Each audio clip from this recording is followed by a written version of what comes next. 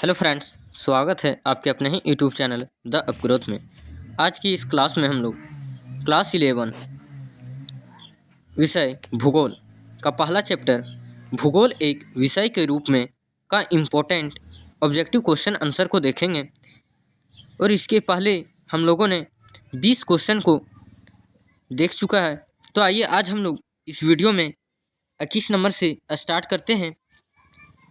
और 21 नंबर में प्रश्न है, भूगोलावेद इरेटोस्थनीज का संबंध किस देश से है? ऑप्शन है यूनान, अमेरिका, भारत, ऑस्ट्रेलिया। तो इसका राइट आंसर हो जाएगा ऑप्शन ये यूनान। अगला प्रश्न है क्वेश्चन नंबर 22 में, अगर आप लोग इस चैनल पे नए आए हो तो वीडियो को लाइक कर लें और हमारे चैनल को सब्सक्राइब करके बेल आइकन को ऑल पे सेट कर लें ताकि हमारी वीडियो सबसे पहले आप तक पहुंचे और आप जैक बोर्ड 2024 में अच्छे मार्क्स ला सके। देखिए 22 नंबर में प्रश्न है, निम्नलिखित विषयों में से कौन सा युग्म स्थानिक एवं कालिक विश्लेषण करता है? तो इसका राइट आंसर होगा ऑप्शन डी, भूगोल तथा इतिहास। अगला प्रश्न है क्वेश्चन नंबर 23 में, निम्नलिखित में कौन प्राकृतिक लक्षण नहीं है? ऑप्शन है पर्वत, पठार, सड़कें, डी नदियाँ। तो इसका राइट आंसर होगा ऑप्शन सी, सड़कें। तो इसका राइट आंसर होगा ऑप्शन सी, सड़कें। अगला प्रश्न है क्वेश्चन नंबर 24 में, निम्नलिखित में से किसे भौतिक लक्षण में शामिल किया जा सकता है? तो भौतिक लक्षण में किसे शामिल किया जा सकता है? तो ऑप्शन दिए गए हैं बाजार, बी व्यापार, सी कृषि, डी पठार। तो इसका राइट आंसर हो जाएगा ऑप्शन डी, पठार। अगला प्रश्न है क्वेश्चन नंबर 25 में, मैदानी क्षेत्र का प्रयोग सर्वाधिक मात्रा में किस कार्य के लिए किया जाता है? ऑप्शन है ए व्यापार, बी कृषि, सी पर्यटन, डी खनन। तो मैदानी क्षेत्र का प्रयोग सर्वाधिक मात्रा में जो है सो कृषि के लिए किया जाता है। तो राइट आंसर होगा ऑप्शन बी, कृषि। अगला प्रश्न है क्वेश्चन नंबर 26 में, मानव के निवास स्थल, भोजन, वस्त्र आदि को प्रभावित करने वाला सबसे महत्वपूर्ण कारक कौन है? ऑप्शन है जलवायु, मृदा, पर्वत, पठार। तो मानव के निवास स्थल, भोजन, वस्त्र आदि को प्रभावित करने वाला सबसे महत्वपूर्ण कारक जो है सो जलवायु है। तो राइट आंसर ऑप्शन ए, जलवायु। अगला प्रश्न है क्वेश्चन नंबर 27 में, निम्नलिखित में से GIS का विस्तारित रूप क्या है? GIS का फुल फॉर्म क्या है? ऑप्शन दिए गए हैं A global information system, B geographical information system, C geological information system, D geography information system. तो इसका राइट आंसर होगा option B, geographical information system. GIS का फुल फॉर्म जो होता है सो जियोग्राफिकल इंफॉर्मेशन सिस्टम होता है। अगला प्रश्न है क्वेश्चन नंबर 28 में, बस्ती या अधिवास भूगोल की एक शाखा है, निम्नलिखित में से कौन सा है? ऑप्शन है ए जनसंख्या भूगोल, बी राजनीतिक भूगोल, सी नागरीय भूगोल, डी सामाजिक भूगोल। तो राइट आंसर होगा ऑप्शन सी, नागरीय भूगोल। बस्ती या अधिवास भूगोल की एक शाखा है जो नगरीय भूगोल के अंतर्गत आता है। अगला प्रश्न है क्वेश्चन नंबर 29 में, निम्नलिखित में से भौगोलिक अध्ययन का चतुर्थ आयाम क्या है? चतुर्थ आयाम जो है सो यहाँ पे ऑप्शन दिए गए हैं, देखिए ऊंचाई, बी लंबाई, सी चौड़ाई, डी समय। तो चतुर्थ आयाम क्या है? भौगोलिक अध्ययन का चतुर्थ आयाम जो है सो समय है। तो राइट आंसर ऑप्शन डी, समय। अगला प्रश्न है क्वेश्चन नंबर 30 में, जल विज्ञान के अंतर्गत किसका अध्ययन नहीं किया जाता है? तो जल विज्ञान के अंतर्गत किसका अध्ययन नहीं किया जाता है? यहाँ पे देखिए ऑप्शन जो दिए गए हैं समुद्र, नदी, झील, डी मैदान। तो समुद्र, नदी, झील, इनमें क्या है? समुद्र का यानी जल विज्ञान के अंतर्गत अध्ययन किसका नहीं किया जाता है? तो मैदान के अंतर्गत जो है सो नहीं किया जाता है, यानी समुद्र, नदी, झील के अंतर्गत जो है सो जल विज्ञान का अध्ययन किया जाता है। तो इसका राइट आंसर होगा ऑप्शन डी, मैदान। अगला प्रश्न है क्वेश्चन नंबर 31 में, निम्नलिखित में से कौन भौतिक या प्राकृतिक भूगोल से संबंधित है? यानी भौतिक या प्राकृतिक भूगोल से संबंधित है। ऑप्शन है मृदा शास्त्र, बी अर्थशास्त्र, सी मानव शास्त्र, डी ज्ञानिकी। तो इसका राइट आंसर होगा ऑप्शन ये मृदा शास्त्र। मृदा शास्त्र जो है सो भौतिक या प्राकृतिक भूगोल से संबंधित है। आगे है 32 नंबर में, निम्नलिखित में कौन सा सांस्कृतिक लक्षण है? निम्नलिखित में कौन सा सांस्कृतिक लक्षण है? ऑप्शन है सड़कें, बी पठार, सी मैदान, डी महाद्वीप। तो सांस्कृतिक लक्षण कौन सा है? सड़कें। सड़कें जो है सो मानव निर्मित होते हैं, या क्या है? सांस्कृतिक लक्षण है। तो राइट आंसर ऑप्शन ये सांस्कृतिक सड़कें। अगला प्रश्न है क्वेश्चन नंबर 33 में, निम्नलिखित में से कौन सामाजिक विज्ञान में सम्मिलित नहीं है? यानी सामाजिक विज्ञान में कौन सा सम्मिलित नहीं है? यहाँ पे जो ऑप्शन दिए गए हैं उनमें से तो पहला है समाजशास्त्र, बी अर्थशास्त्र, सी राजनीतिक विज्ञान, डी मृदा विज्ञान। तो इसका राइट आंसर होगा ऑप्शन डी मृदा विज्ञान जो है सो सामाजिक विज्ञान से सम्मिलित नहीं है। सामाजिक विज्ञान से सम्मिलित कौन कौन सा है? समाजशास्त्र है, अर्थशास्त्र है, राजनीतिक विज्ञान है। आगे देखिए क्वेश्चन नंबर 34 में, मानव भूगोल में कौन शामिल नहीं है? मानव भूगोल में कौन शामिल नहीं है? ऑप्शन है जनसंख्या भूगोल, बी सामाजिक भूगोल, सी आर्थिक भूगोल, डी खगोलिक भूगोल।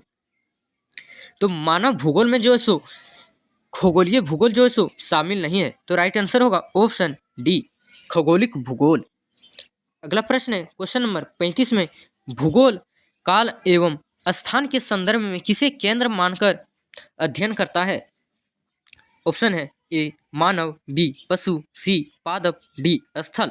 तो भूगोल काल एवं स्थान के संदर्भ में मानव को केंद्र मानकर अध्ययन करता है। तो राइट आंसर ऑप्शन ये मानव। अगला प्रश्न है क्वेश्चन नंबर 36 में, किसी एक तथ्य या पहलू का विश्व स्तर पर क्रमबद्ध अध्ययन क्या कहलाता है? किसी एक तथ्य या पहलू का विश्व स्तर पर क्रमबद्ध अध्ययन जो है सो क्या कहलाता है? ऑप्शन है क्रमबद्ध उपागम, बी प्रादेशिक उपागम, सी सांस्कृतिक उपागम, डी इनमें से कोई नहीं। तो किसी एक तथ्य या पहलू का विश्व स्तर पर क्रमबद्ध अध्ययन कहलाता है क्रमबद्ध उपागम। तो राइट आंसर ऑप्शन ये क्रमबद्ध उपागम।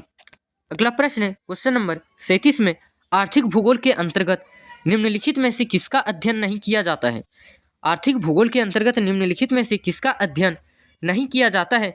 ऑप्शन है ए कृषि, बी उद्योग, सी पर्यटन, डी मानसून। तो आर्थिक भूगोल के अंतर्गत जो है सो कृषि, उद्योग, पर्यटन का अध्ययन किया जाता है। तो इसका राइट आंसर हो जाएगा ऑप्शन डी मानसून। मानसून का अध्ययन जो है आर्थिक भूगोल के अंतर्गत नहीं किया जाता है। अगला प्रश्न है क्वेश्चन नंबर 38 में, भूगोल को वैज्ञानिक विषय के रूप में प्रतिस्थापित करने में किस प्रश्न का योगदान नहीं है? यानी भूगोल को वैज्ञानिक विषय के रूप में प्रतिस्थापित करने में किस प्रश्न का योगदान नहीं है? ए क्या, बी कहाँ, सी क्यों, डी कब। तो इसका राइट आंसर जो है सो ऑप्शन डी कब। कब जो है सो कब जो प्रश्नवाचक चिन्ह है इसका उपयोग जो है सो भूगोल को वैज्ञानिक विषय के रूप में प्रतिस्थापित करने में योगदान नहीं है। आगे देखिए क्वेश्चन नंबर 39 में है, प्राकृतिक विज्ञान के अंतर्गत किसे सम्मिलित नहीं करेंगे? ऑप्शन है ए खगोलिक, बी भूविज्ञान, सी मौसम विज्ञान, डी ज्ञानिकी।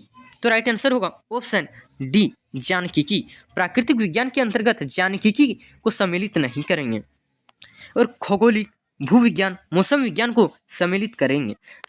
अगला प्रश्न है क्वेश्चन नंबर 40 में, मानव भूगोल के अंतर्गत निम्नलिखित में से किसे सम्मिलित किया जा सकता है? मानव भूगोल के अंतर्गत निम्नलिखित में से किसे सम्मिलित किया जा सकता है? ऑप्शन है ए जनसंख्या एवं अधिवास भूगोल, बी भू आकृति विज्ञान, सी जलवायु विज्ञान, डी मृदा विज्ञान। तो इसका राइट आंसर होगा ऑप्शन ये जनसंख्या एवं अधिवास भूगोल। अगला प्रश्न है क्वेश्चन नंबर 41 में, देखिए जल विज्ञान का संबंध निम्नलिखित में से किससे है? जल विज्ञान का संबंध जो है सो यहाँ पे ऑप्शन दिए गए, इनमें से किससे है? ऑप्शन है ए जलवायु विज्ञान, बी समुद्र विज्ञान, सी पर्यावरण भूगोल, डी इनमें से कोई नहीं। तो इस प्रश्न का राइट आंसर होगा ऑप्शन बी समुद्र विज्ञान। जल विज्ञान का संबंध जो है सो समुद्र विज्ञान से, क्योंकि समुद्र में जल होता है। आगे देखिए जलवायु विज्ञान, पर्यावरण भूगोल, इस सब में क्या जल का अध्ययन नहीं होता है, जल से संबंधित नहीं है। तो इसलिए इसका राइट आंसर होगा ऑप्शन बी समुद्र विज्ञान। आगे देखिए क्वेश्चन नंबर 42 में, भू सूचना तंत्र के अंतर्गत निम्नलिखित में से किसे सम्मिलित किया जा सकता है? भू सूचना तंत्र के अंतर्गत निम्नलिखित में से किसे सम्मिलित किया जा सकता है? ऑप्शन दिए गए ए GIS, बी GPS, सी LIS, डी इनमें से सभी। तो इसका राइट आंसर होगा ऑप्शन डी, इनमें से सभी। भू सूचना तंत्र के अंतर्गत जो है सो GIS, GPS, LIS को सम्मिलित किया जाता है। अगला प्रश्न है क्वेश्चन नंबर 43 में, जीव भूगोल के अंतर्गत किसे सम्मिलित नहीं कर सकते हैं? जीव भूगोल के अंतर्गत किसे सम्मिलित नहीं कर सकते हैं? ऑप्शन है पादप भूगोल, बी पारिस्थितिकी, सी पर्यावरण भूगोल, डी भू आकृति विज्ञान। तो इसका राइट आंसर होगा ऑप्शन डी, भू आकृति विज्ञान जो है सो जीव भूगोल के अंतर्गत सम्मिलित नहीं कर सकते हैं। पादप भूगोल, पारिस्थितिकी, पर्यावरण भूगोल को जीव भूगोल के अंतर्गत हम सम्मिलित कर सकते हैं और भू आकृति विज्ञान को सम्मिलित नहीं कर सकते हैं। अगला प्रश्न है क्वेश्चन नंबर 44 में, खनिज संपदा की दृष्टि से कौन से क्षेत्र संपन्न होते हैं? खनिज संपदा की दृष्टि से कौन से क्षेत्र जो सो संपन्न होते हैं? ऑप्शन है मैदानी क्षेत्र, बी पठारी क्षेत्र, सी तटीय क्षेत्र, डी इनमें से कोई नहीं। तो खनिज संपदा की दृष्टि से जो है सो पठारी क्षेत्र जो है सो संपन्न होते हैं। तो राइट आंसर ऑप्शन बी, पठारी क्षेत्र। अगला प्रश्न है क्वेश्चन नंबर 45 में, पर्यावरण भूगोल निम्नलिखित में से किससे संबंधित है? ऑप्शन है ए पर्यावरण विज्ञान, बी पारिस्थितिकी विज्ञान, सी प्राणी विज्ञान, डी वनस्पति विज्ञान। तो इस प्रश्न का राइट आंसर होगा ऑप्शन ये, पर्यावरण विज्ञान जो है सो पर्यावरण भूगोल निम्नलिखित में से किससे संबंधित है? तो पर्यावरण विज्ञान जो है सो पर्यावरण भूगोल से संबंधित है। तो इसका राइट आंसर होगा ऑप्शन ये, पर्यावरण विज्ञान। अगर आप लोग ऐसे ही वीडियो रोजाना देखना चाहते हैं और जैक बोर्ड 2024 की बेहतरीन तैयारी करना चाहते हैं तो हमारे चैनल को सब्सक्राइब करके बेल आइकन को ऑल पे सेट कर लें ताकि हमारी वीडियो सबसे पहले आप तक पहुंचे और अपने दोस्तों को भी यह वीडियो जो है सो शेयर करें ताकि उन्हें भी नॉलेज मिले और वो भी जैक बोर्ड 2024 में अच्छा मार्क्स ला सके। आज की इस क्लास में इतना ही, फिर मिलते हैं अगले वीडियो में एक नए टॉपिक के साथ। तब तक के लिए धन्यवाद। जय हिंद, जय भारत।